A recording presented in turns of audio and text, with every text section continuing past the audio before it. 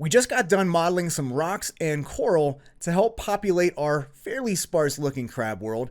So let's start placing all of these objects by using some of the powerful placement tools in Cinema 4D. Okay, so we're not going to do just the boring thing of like just using the move tool and manually placing these objects, because there's a way cooler and easier way to do that type of thing. And what we're going to use instead of the move tool is the placement tools, and they're aptly named. They help you place objects along a surface, any surface in your scene. So where are our placement tools? They're right here. We got a place tool and then a dynamic place tool, which we'll get to a little bit later on. But if we go and activate the place tool, you can see here are our place tool options. And by default, it's going to use the bounding box as the reference point to help place this along a surface. So if I click here, you can see this bounding box. It's those blue corners. And if I click and move over this fishbowl, you can see that we're placing this object along the surface of the fishbowl, which is really, really cool. Now, of course, we don't want to place this on the fishbowl. We want to place this on the sand. So what we're going to do is I'm going to twirl down the fishbowl elements, and I'm going to click and hold on this topmost cloth object here and click and paint downwards. And that's going to turn off the cloth object, the lathe, and the spline. So now we can freely move this coral and place this right along the surface of our sand, which is really, really cool. We can even place this on the crab if we wanted to, you know, holding a coral baton, why not? And this is really awesome because now we can scale, we can rotate this, we can place this, and you'll see that this is kind of, again, aligning to the surface of our sand.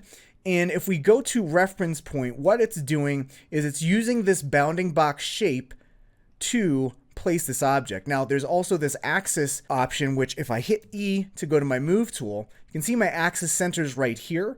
Let's just say we wanted to move this up just to demonstrate here. I'm going to go to my axis modification mode. So this is going to allow us to change the axis center on our object. And if we just move that up and then get out of axis modification mode, now you can see I'm back into my move tool. I can move my object, but that's where my axis center is. Now, if I want to go back to my place tool, I'm going to go to this previously used tools widget. I can do that, or I can hit the space bar to toggle between my current tool and my previous tool. So toggling between the live selection and the place tool. And now if I go and use axis, you can see that now this is kind of using the axis center as the reference point of where this is going to be placed on a surface. Okay, now we don't necessarily want that, so I'll switch this back to bounding box. Let's just say we didn't want this to align to the polygon surface. So if I hit N and then B to get in my garage shading with lines, you can see that our current orientation is normal. And normal is basically a 3D term that tells you the direction in which a polygon is facing, the polygon normal direction. So the polygon direction for, say, this polygon right here, if I just, let's grab my doodle tool here. So this polygon is actually facing out this way. So that's the polygon normal direction. Now I just doodled there. I'm going to go and delete that doodle object that was created. And let's go back to my placement tool. And so that's basically what a normal is. And it's using the normal of our polygons to orientate the object that we have here. So let's hit NA to get back to our garage shading with outlines. And what if we wanted to just maintain the original orientation of our object as it is orientated right here? If we don't have it placed on an object just standing upright, what we can do is say, you know what, orientation, let's keep the current orientation. And now when I click and move this over, you can see that this isn't aligning to polygon normals anymore. It is just keeping and maintaining that upright orientation. Now next up is the up direction. And this is basically the direction in which this object's going to be aligned to as we're placing this. So right now, the up direction is positive Y, which if I hit the E key to get back my axis arrows, you can see this is positive Y. If I go back to my place tool here, if we adjust this to say X, you can see this is kind of laying flat. If I change this to Z, you can see this is still kind of off. Negative Y, this will just kind of be upside down here. Okay, so let's just go back to positive y there. And let's just say we wanted to maybe not have this kind of float so much. What if we wanted to have this bottom of this coral intersect our sand a little bit? That's where this offset comes in. So the offset is this x, y, and z offset. So if I bring the y to say -6 or so, and then click and drag, you can see now our coral is being placed with a little bit of that negative y offset. So we have a little bit of intersection here. So it looks like our coral is now, planted in the sand. Okay.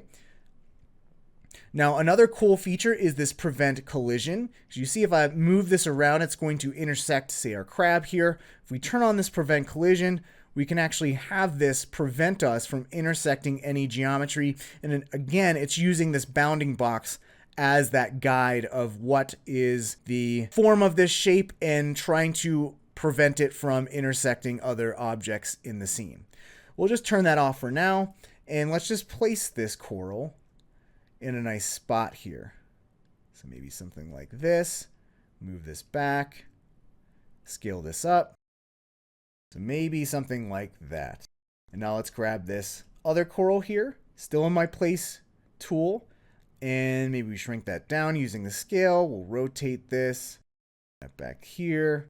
And you might need to move some of these seaweed bits back. So maybe we can do that. Let's select this piece, maybe move this back, maybe select multiple pieces here and move this back. And you'll see when I selected all of those objects and started to move them, they're moving opposite directions. And that's because if I hit the E key to get the move tool, you'll see that positive Z is facing this direction for this object, and then positive Z is facing this way for this object. And when I select multiple objects and I say I want to move them along this positive Z is different from each of these objects. So instead of using the local axes of each of these individual objects, what I can do is use the world axis. So using the world coordinate system here. So -Z is always facing this direction in the world system. And to do that, I'm going to go over to this coordinate system button. And instead of using the object coordinate system, I'm going to use world. And now I'm moving all of these objects along the positive Z in world coordinate space. Okay, so it's not using the individual object space anymore. You can see all the Z axes are facing the right direction. The moment I click this button again and go to object coordinate system, you can see those axes flip. So pay attention here. I'll toggle this on and off so you can see how that works. So sometimes when you're placing multiple objects, you might want to go into your world coordinate system, move some stuff around, and then just get out of that world system again, go back to your local coordinates and kind of adjust things there as well. So I would say this is giving us a little bit more room to start placing some of our coral. Let's go back into our place tool here and maybe scale this up, rotate, and then we got one last coral here. Let's kind of move this, scale this down a little bit. Let's move this back. Now maybe for this one, we'll use the normal orientation so we can have this kind of angle a little bit.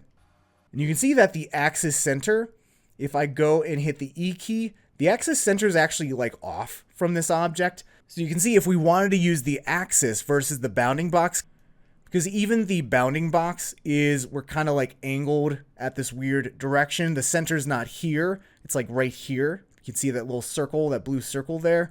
So what we could do is we can use that reference point of the axis, but if I hit the E key, we need to actually edit that axis and move that more towards the bottom of our object. So to do that, I'm going to enable axis modification mode and then just move this to align it more towards the bottom of that coral. And then make sure I remember to get out of that axis modification mode. And now if we go back to the place tool, now you can see this is kind of aligning along this area here versus in the bounding box mode, we're pivoting right here, kind of off axis. So this is kind of handy to have that. And maybe we get rid of that offset a little bit and place that right there. Now, what if we wanted to duplicate this? Well, we can quickly do that. You can see there's this clone mode. And when you clone an object, you can either create an instance of it, which is basically just like a proxy version that always references the original object. a render instance version of it, which is basically an instance, but it's more optimized to save RAM. And then there's just simply to copy that object, okay? And typically I'll like to use this copy because then I can individually edit that individual duplicate that we make. So clone mode, copy, I'll control or command click and drag, and maybe we move this over here. Maybe we even move this behind, do something like that. And then maybe we get this coral here, command or control click and drag, and move this up to the front. Maybe we adjust that offset a little bit so this is sinking a little bit more. That's a little bit too sunken, but maybe a little something like this. Scale this up a little bit. But I think this is looking good. We're kind of layering these elements in here, and got to remember to reset this offset here if we select other objects. And this is still using that axis, so let's use the bounding box. So depending on which object you select, again, we're using this, this normal orientation. Let's do keep. And you can see this is actually keeping the orientation that I was in on this normal direction. So if I go to keep, you can see it's actually going to keep this angled direction, which I don't want. So I'll go back to normal. Let's have this facing a little bit more upright, and then go back to keep. And this will keep this current orientation like that. And once you get to a certain point where you're like, okay, this looks good enough, just go and hit E to get the move tool, and then just, edit this with a fine-tune control there, okay? So that is our move tool. Let's go ahead and start placing some of our rocks now. Now, instead of using the simple place tools, what we can do is use the dynamic place tool. And the dynamic place tool is really cool. It allows you to place objects using physics, okay? So if we activate the dynamic place tool, you're gonna see all of this kind of pink bounding boxes happen.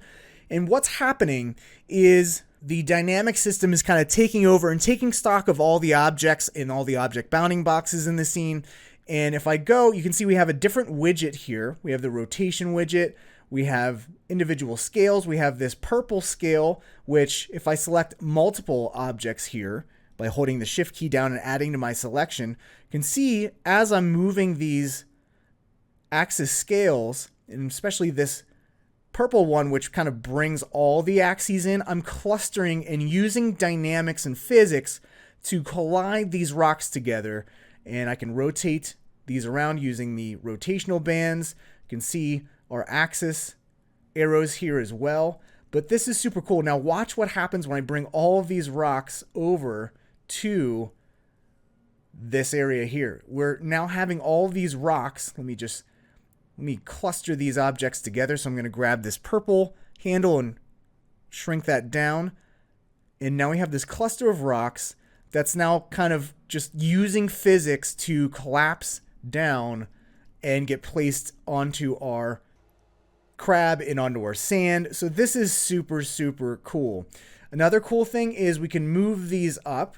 And if I wanted these to dynamically just fall, what I can do is hold the shift key down and just click and drag, and you'll see these objects just kind of fall until I take my finger off the shift key, and that will stop the dynamic simulation. So you can see that we're using dynamics to place these objects using the dynamic place tool, which is really cool. So let's go and move these rocks over to the side. Let me just select one, and let me get the move tool just to shrink these rocks down a little bit here. Maybe grab the placement tool and just kind of place these. You can see that we have too much intersection, so let's get rid of that offset. I'm just going to right click on that arrow to reset to default. And you can see what's going on. It looks like our object's kind of flipped, and I think this is because our y-axis is a little flipped on this rock. So let's use the up direction of -y, and now, yep, there we go, that fixed it. And there we go, we can adjust the size here. Let's grab this rock, and you can see that for this rock we actually need to flip back to the other y direction here. Let's use normal as the orientation as well. So this is kind of adjusting to the surface here. Looking good. Let's get our last rock here. And let's kind of move this into place, scale this down, rotate this. And once we're happy with, the general scale of these rocks, we can go into our dynamic place tool and just kind of tumble these around and have these be put in a position that they would naturally rest as an object, which is pretty pretty awesome that we're able to do this kind of thing. So maybe place this object here. So super cool using all these placement tools here. Maybe hit the E key to shrink this one down. Let's go back to our dynamic place tool and just kind of have this roll around like that. And it's just a natural resting position for our object. Now let's move this core out of the way. And this is just so much fun to be able to manipulate objects like this. Now, what if I wanted to create a lot more rocks, like little tiny pebbles, but I didn't want to, command, click, and drag and duplicate all of this stuff manually?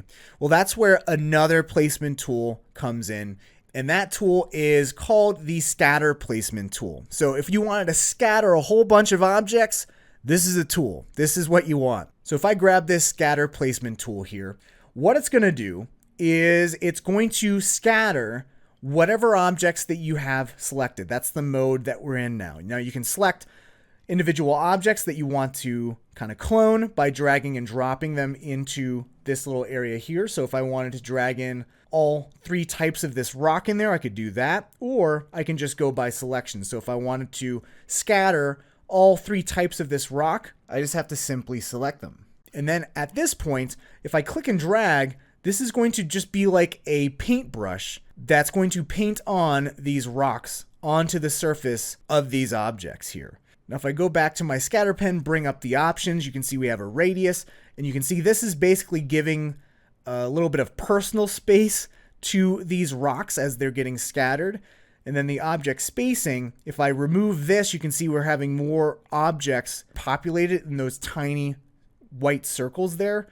The bigger I make this, the less there will be.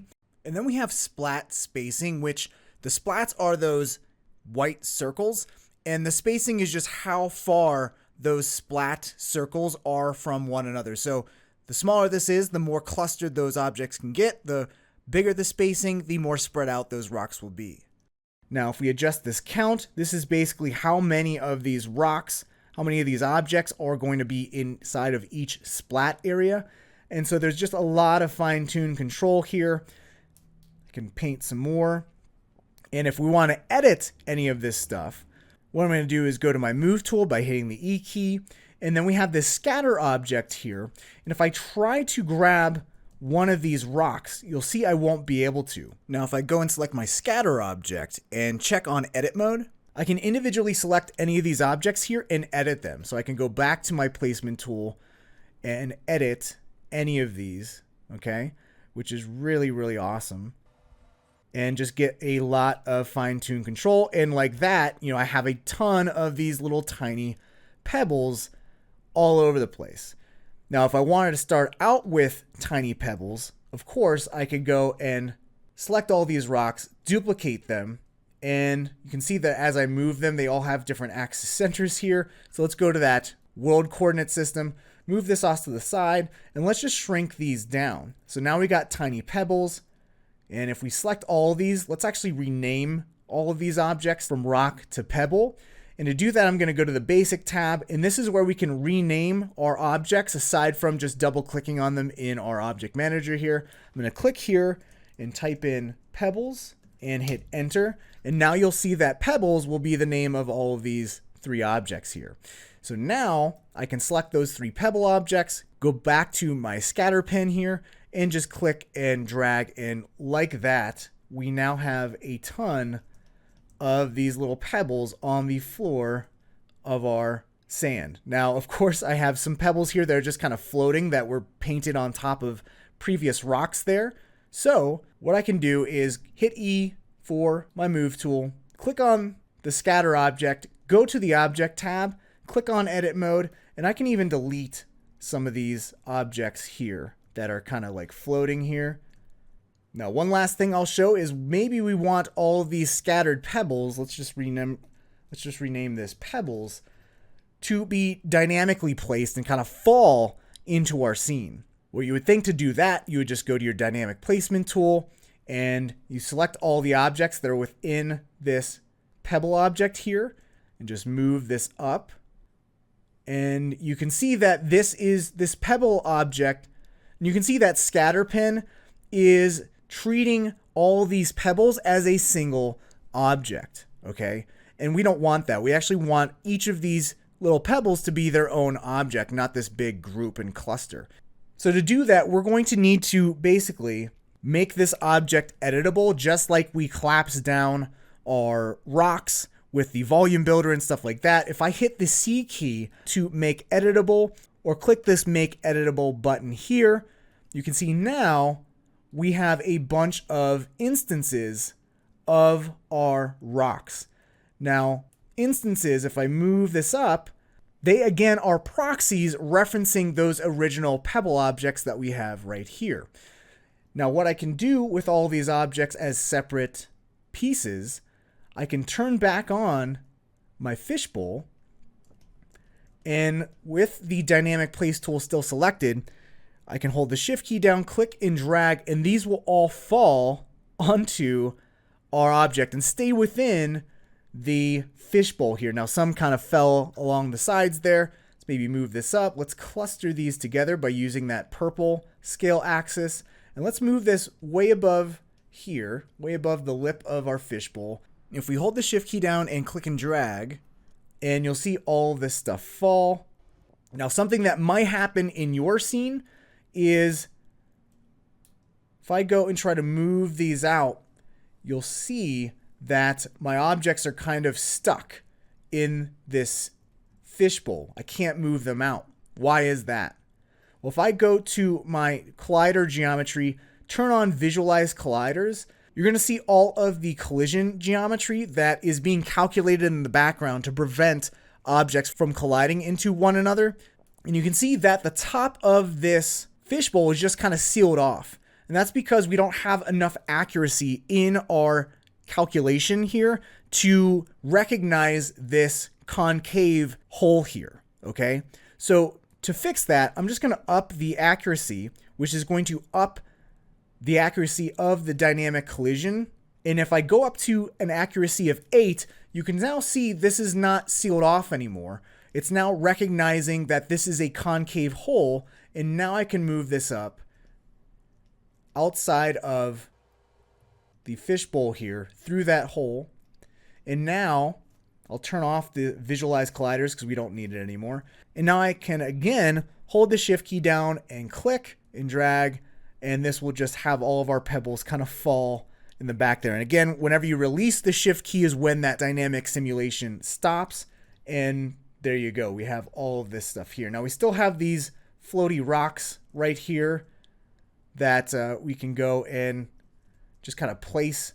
And if you don't even want to place them, we can actually just hide them within the sand here. Because again, these are being referenced in all of our scattered, dynamically scattered instance objects here. So if I were to just say like, you know what, I don't want these pebbles floating out there, I'm going to delete them. You're going to see that deletes all the other pebbles because those pebble instances were referencing those pieces of geometry. So I'm going to Command or Control Z to undo that. You can see that our instances went red, but now they're green again. So we don't want to delete them. We don't necessarily need them shown in our scene. So we can just hide them in our geometry. So they're being referenced, but not actually being used in our scene aside from in their instance form. So now what you can do is, play around with the dynamics placement tool, get all of your pebbles in a nice position using either the dynamic placement tools or the normal placement tools, and just kind of, populate the sand floor of your crab's home here. So dynamic placement tools, a lot of fun to play around with. So go ahead, populate your own crab bowl, and don't make him look like he's a hoarder or he's just a very messy person. Let's just, keep it enough, but, not too much stuff. We don't want junk everywhere, okay? See you in the next video.